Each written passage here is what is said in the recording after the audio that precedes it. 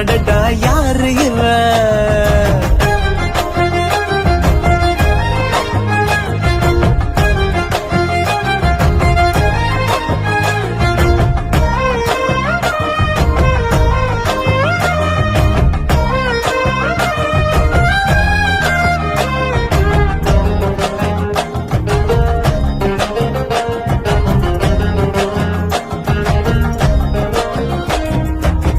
நில ஒன்று தரையில் வந்து நடக்குது எதிரில் நின்று எனக்குன்னு பிறந்தவதா என்று